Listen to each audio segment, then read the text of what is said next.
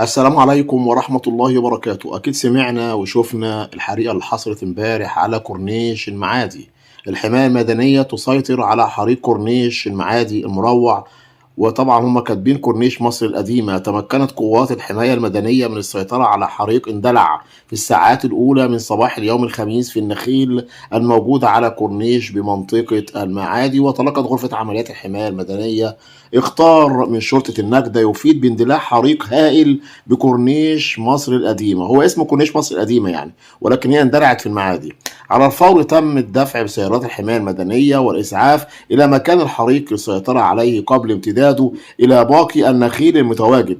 تم تحرير محضر بالواقعة واختارت النيابة العامة لمباشرة التحقيقات.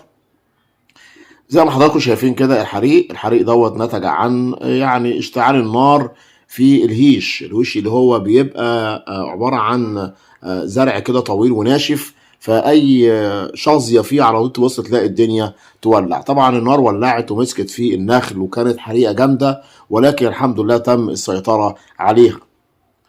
والحمد لله ان هي يعني على نهر النيل قريب من الميه، يعني هو في نفس الوقت ما فيش جنبها بيوت ولا في جنبها منازل. هو طبعا يعني مكان بيبقى سياحي على كورنيش نهر النيل. الناس بتقعد بالليل كده بتبقى قاعدة على نهر النيل، والأشجار والنخيل ومشاهد جميلة جدا. ولكن للأسف اندلعت الحريق، والحماية المدنية الحمد لله لحقتها.